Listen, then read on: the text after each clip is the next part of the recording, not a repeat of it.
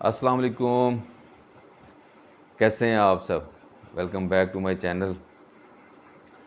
कल हमने frozen shoulder series का आगाज़ किया था।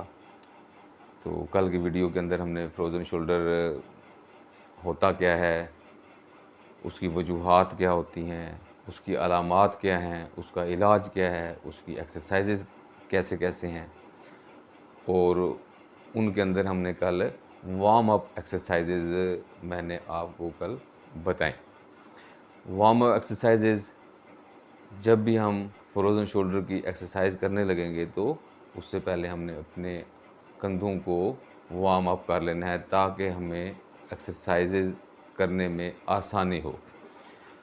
तो फ्रोज़न शोल्डर की जो पार्ट वाइज मैंने सोचा कि एक एक एक्सरसाइज अलहदा करके उसकी एक वीडियो बनाई जाए ताकि आप लोगों को समझने में और वो एक्सरसाइज घर में करने में आसानी हो।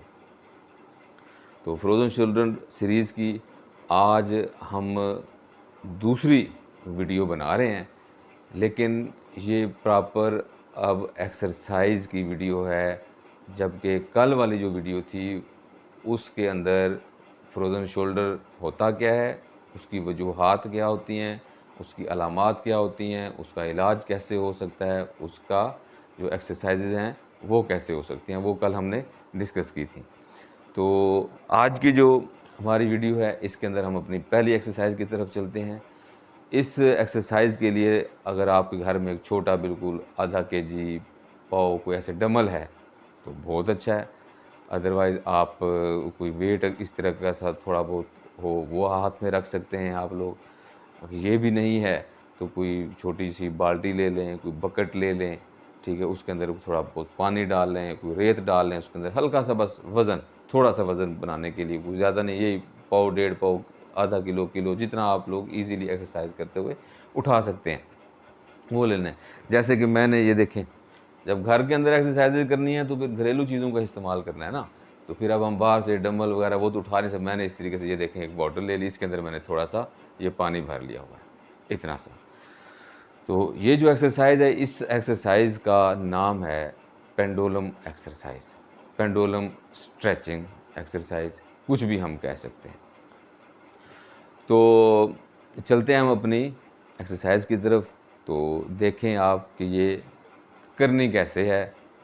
3 इसके अंदर स्टेप्स हैं इसके डिफरेंट। तो आपने ये बात हमेशा याद रखनी है कि दर्द के बगैर एक्सरसाइज करनी है, उतनी ही आप लोगों ने एक्सरसाइज करनी है, उतनी हरकत देनी है, उतना ही ज़ोर लगाना है जितना आप बर्दाश्त कर सकते हैं। दर्द नहीं होना चाहिए एक्सरसाइज करते हुए भी और एक्सरसाइज के बाद भी। ये बहुत कम लोग इस तरह से खोल खोल के बातें बताते हैं जैसे कि मैं आपको बता रहा हूँ। तो चलते हैं हम अपनी एक्सरसाइज की तरफ। तो घर के अंदर ही सोफ़ा हो सकता है, कोई टेबल हो सकती है, कोई भी ऐसी चीज़ है, ठीक है। तो हमने उसके साथ क्या करना है, हमने कि एक ऐसे एक हाथ से समझ जो भी आपका फ्रोजन साइड है कंधे के दर्द वाली, वो इस तरीके से हमारा आज़ाद होगा। उसमें मैं जिस तरीके से ये राइट हैंड मेरा है, इसके अंदर मैंने ये बॉटल को पकड़ लिया, उस वेट को पकड़ लिया होगा, जो भी हो आपके पास घर अवेलेबल चीज़ है। तो ऐसे साइड पे उसकी सोफ़ा है, टेबल है, बेड है, जो भी आपके पास अवेलेबल है उसकी साइड पे इस तरीके से हाथ रख देना है और ख़ुद थोड़ा सा ऐसे झुक जाना है। झुक के बिल्कुल बाजू को ढीला छोड़ देना है, ऐसे ढीला छोड़ के इसको ऐसा ऐसा, ये देखें पेंडुलम, वो घड़ी का पेंडुलम, पुराने ज़माने में घड़ियाँ आया करती थी, ऐसे नज़र आया करती थी, आजकल बहुत कम हो गई हैं। तो ये इस तरीके से आपने बाजू को ढीला रखते हुए स्लो स्लो, जितना इजीली आपसे आगे पीछे ऐसे आपने इसको मूवमेंट देते रहने हैं, लेकिन वही वार्म अप एक्सरसाइजेज पहले आपने वो कर लेने। तो ऐसे 10 से 15 बार आपने एक सेशन में इस तरीके से कर लेंगे आप, ठीक होगा जनाब। अब हमारी इसी के अंदर दूसरी मूवमेंट है।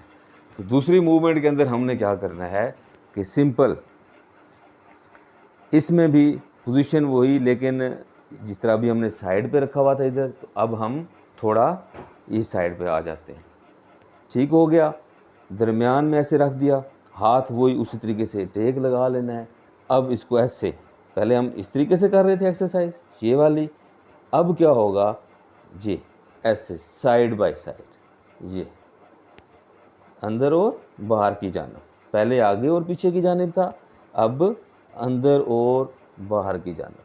तो ऐसे 10 से 15 मरतबा हमने ये वाली भी एक्सरसाइज बग़ैर दर्द के, बग़ैर झटका लगाते हुए, बग़ैर कुछ जर्क लगे, बग़ैर दर्द किए हमने इजीली आराम से ये एक्सरसाइज कर लेनी है। ये हमारा हो गया पेंडुलम एक्सरसाइज का दूसरा हिस्सा।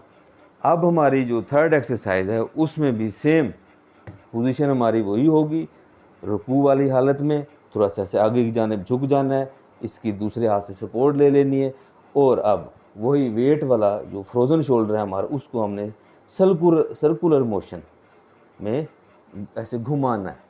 ये कंधा हमारा घूम रहा है ऐसे, ये ऐसे घुमाते रहना है, फिर क्लॉकवाइज फिर एंटी क्लॉकवाइज, दोनों साइडों पे हमने इस तरीके से वही 10-10 15-15 मरतबा बग़ैर झटका लगे, बग़ैर दर्द किए हमने एक्सरसाइज को करना है।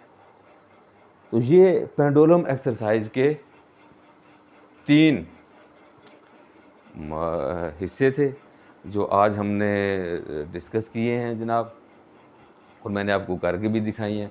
तो ये तीनों एक्सरसाइजेज पेंडुलम एक्सरसाइज के तीनों हिस्से, ठीक है, आगे पीछे ऐसे, फिर साइड बाय साइड, और फिर सर्कुलर मोशन में, ये तीनों पार्ट 10-10 मरतबा 15-15 मरतबा आपने 3 सेशन तो कम अज़ कम पर डे लगाने हैं, वरना मैं अपने पेशेंट्स को हर नमाज के साथ कहता हूँ कि 5 वक्त यानी कि 10-10 15 50-50 टाइम पर डे उनकी जब एक्सरसाइज होती है, तो फ्रोज़न शोल्डर के पेशेंट, इनको हम साथ शॉर्ट वेव डायथर्मी वो मोडेलिटी यूज़ करते हैं, वो साथ लगाते हैं।